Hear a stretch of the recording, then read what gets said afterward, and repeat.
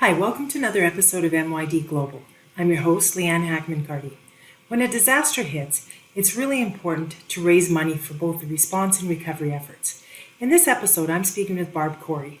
Barb has a great background in fundraising, specifically around disasters. She's got a great history with the American Red Cross, and most recently, her work has involved Mission Resolve Foundation. As I talk to Barb, she's going to explain a little bit about the work they're doing in the Bahamas and how you can get involved. So stay tuned. Hi,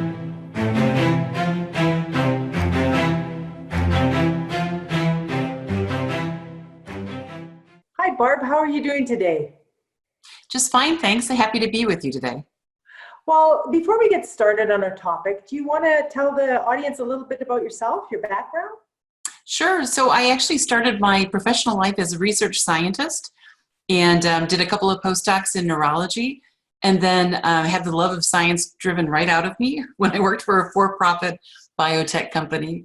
And then about 22 years ago is when I found fundraising as something that was really fulfilling to me. And I started at Purdue, which is a land-grant institution, and worked for a hospital foundation, then the American Red Cross for 7 years. Most recently, I was interim for Mission Resolve for the Chief Development Officer, and really have enjoyed my career. Well, and that's what I want to talk to you about today, Mission Resolve. It's an organization I wasn't that familiar with until recently, but can you just explain a little bit about what Mission Resolve does, how it was funded or founded, how it's funded, those kinds of things? Sure. So there's actually, so Joe Farrell, he's a co-founder. He is still CEO of Resolve Marine Group, which is one of the largest marine salvage groups in the entire world. So he has places all around the world. And one of the forming, I think, memories and calls to action for him, he was in Haiti right before the earthquake hit. And he was very frustrated seeing the lack of being able to get, the stuff that the people needed. So food, shelter, water, things to replace what they've all lost in the hurricane, in the earthquake.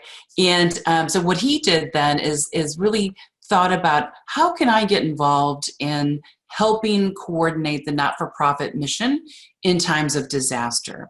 And so he founded Mission Resolve, along with the other co-founder, which is Pachi Pastor. And the two of them really talked about, how would we make this work? And within a few months, they found me because I had left the Red Cross after 7 years, and they knew that I was taking my time trying to figure out what I wanted to do next. And so what they needed was somebody who was in the not-for-profit sector, someone who knew how to raise money, and who could help get their fledgling not-for-profit off the ground. And so that's really what I did, and spent 5 months there that just actually concluded this past month. And I actually now am transitioning to be a board member because I believe in the mission. They're a great group of guys. They're doing great work. And I will now be chairing the philanthropy committee as a volunteer. So I'll still be very involved and love the work that they're doing, and just happy to be a part of it. So can you explain the actual type of work that Mission Resolve gets involved in? Yeah, I can. So initially, they were thinking about, they really just wanted to focus on ocean cleanup. So ocean plastics, rebuilding the reefs, and a number of other, erosion of the shore, building a living sea line. And really that's what they were focusing on. And then the hurricane hit in the Bahamas. And Joe Farrell already had people there working. He was raising the dry docks in Grand Bahama, which was hit very, very hard. And so he was already part and centrally located. He has a staff right there now of 80 people. I think 20 of them are employees of Mission Resolve and Resolve Marine Group just normally, but then also employing 60 Bahamians, trying to get that economy going a little bit as well. So he was very well positioned, and it really all just came together. In fact, Mission Resolve was first on the scene after post Hurricane Dorian, and we're there for all of the devastation.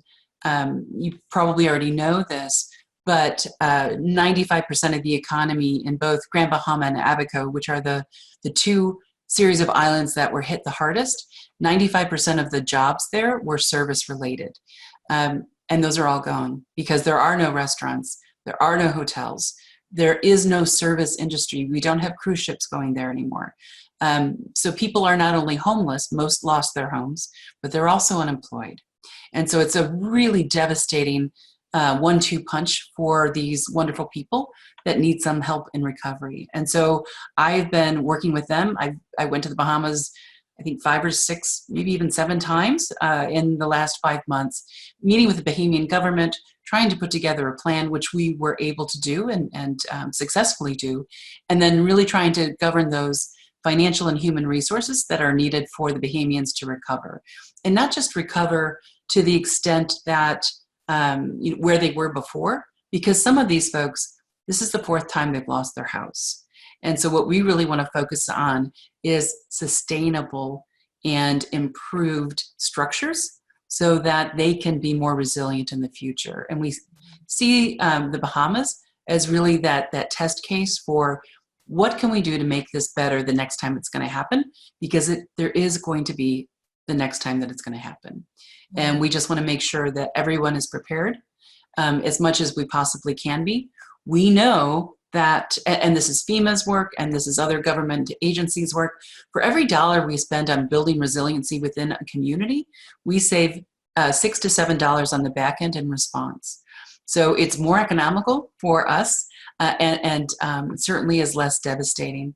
Having been in the Bahamas soon after that hurricane hit, it is unbelievable. Entire cities are completely washed out.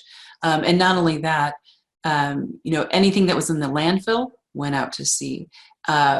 Cars and boats are still in the harbor, making it very, very difficult to even navigate to get to those areas. So Mission Resolve had what we call a blue sky fundraising and mission focus, and that's ocean cleanups and ocean plastics and beach erosion. And then our gray sky is really disaster response. And we have some assets that other organizations don't have, such as the Lana Rose. And if you go to the website, which I'm happy to give you in a bit, you can see what the Lana Rose is. It's a huge ship, more than a football field in length. And in the belly of that ship are a number of cabins, like it sleeps 30 people. And what we want to do we want to have like 6 around the world and be able to be pre-deployed before a likely natural disaster hits again, and then have other not-for-profits join us on the boat. We have a communication center in the belly of the ship that we believe that if we all work together, we're going to be that much stronger and that much more coordinated, because there was a lot of discoordination, not just for this hurricane, but I've seen it time and time again with my time at the Red Cross. And I had a national position, so I was the national director of Foundation and Federated Giving. And so like the whole, everyone who had a piece of that goal, all of their goals rolled up under mine, and mine rolled down to them as well. So I've had quite a bit of experience in this space, and it was just a lot of fun, and it was very interesting trying to recreate some and fill some of those gaps that I observed on the ground as a deployed fundraiser. That's great. I mean, when you look at the assets that you have with the organization, how you can partner with others who don't have that, but who could certainly benefit from it.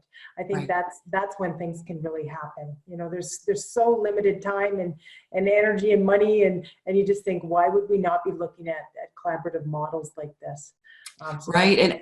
And I can tell you, like on the ground, the other not-for-profits were living in tents, so there were no bathrooms. There were no kitchens to prepare food. So we had other partners on the ground that prepared, I think, 27,000 meals a day for everyone who was left. And it was just an amazing sight. So we thought, if we can really harness that power and offer a safe place for not-for-profit personnel to interact together, then we're just going to be that much better. So thank you for allowing me to say that. Well, and so in the Bahamas, I mean, it's amazing, with the television, and you see the news, and that's old news now. They're on to the next disaster, right? I mean, but then most people don't realize you're probably still in the response phase in many of these places. Like the recovery, it hasn't really even started yet. Correct. I'm just curious where things are at in your opinion. You were there recently. What's the kind of work you're doing right now, and what kind of supports do they really need? So pretty much all of the above. And this is not unique to the Bahamas. Yeah. One of the interesting things about the Red Cross is whenever a disaster is large enough to deploy volunteer disaster responders, we also at the same time deploy a fundraising team, because that's the economic engine. And I've served as the fundraising manager on a number of large disasters. And one of the things I can tell you, if you look at the Bahamas right now, it does not look like very much has been fixed. There's some activity going on, but again, it's not unique to the Bahamas. If you look at the Florida Keys, there's huge areas that have never recovered. And again, it's due to constrained resources. So to be able to help, provide those financial resources in order to get them a little bit farther along, it is very gratifying to me and to others who are working on it.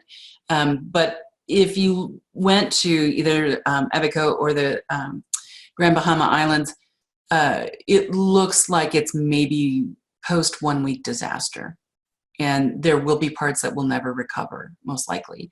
If I had to give a timeline, and it's not just my timeline, but I think the other experts that we're working with, both Maersk and Secor and others that have a business interest and a big heart for the community in this area, it's probably a good 10-year recovery plan. And I don't think that's unrealistic. I mean, there's a lot of communities. There's a community that I live by, and they were totally flooded out in 2013. They're still not totally recovered. I mean, right. I think for people who are in the business, like yourself and myself, we know it takes a long time. Right. And it's so complicated, and it's not an easy one. So as far as if people wanted to get involved, I know you're on the board now, but how are there ways people can support Mission Resolve and get actively involved, and what does that look like? Yeah, absolutely. There are. So, of course, cash is king. So anytime you can make a donation of capital, especially a monetary donation, those we can move very quickly. And that's also the same case for the Red Cross. I will say that no one organization can respond and handle something on this scale. And that includes the government, and includes the U.S. government and any other government that's affected. So there's no one organization that can respond to a large disaster, a large-scale disaster. So one of the things that I think is really key is, anyone who's watching this, consider volunteering. The American Red Cross, 95% of the work personnel are volunteers. That takes a tremendous amount of resources and infrastructure. So, but that doesn't mean you can't volunteer for either like a new organization, new-ish, such as Mission Resolve, or perhaps you worry about the pets, the dogs and the cats. Humane Society always has a disaster response as well. Salvation Army does great work, and they really utilize volunteers. So I would encourage anyone, if you're not quite ready to make a donation, or making a monetary donation would take away an essential from you, consider volunteering. It's a great experience. And I'll give you an example. I was the deployed fundraising manager for the floods of West Virginia. That was now, I think, 3 years ago, maybe 4 years ago. And we went to visit the shelters because, we put in long hours.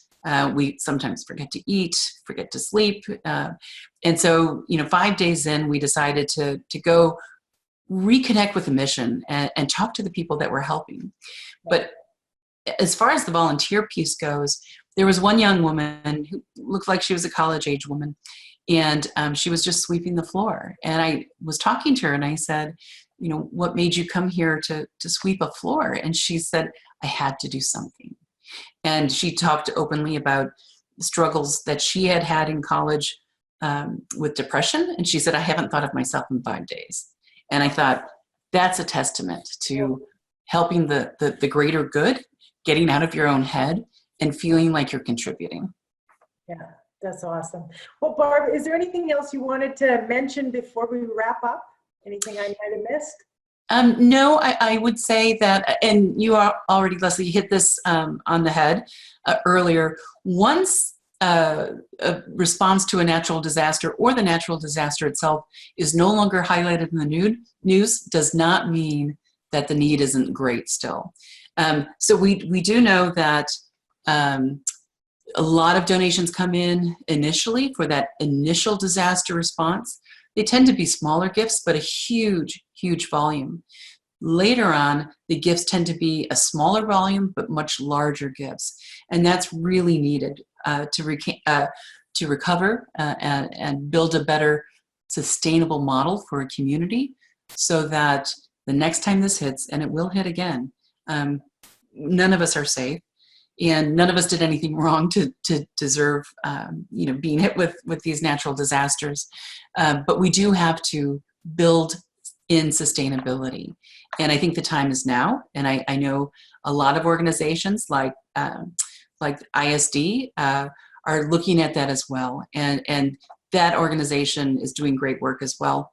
And everyone in that space who's trying to help deserves support.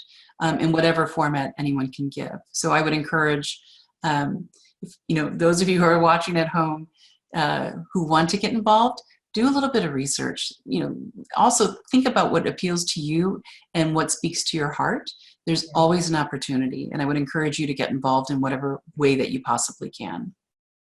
Well, Barb, thank you for educating us a little more on what Mission Resolve does and some of the important work on the front lines that they're continuing to do in the Bahamas and elsewhere. And I will put links in the video description for the organization so people can get in touch and learn more and hopefully donate.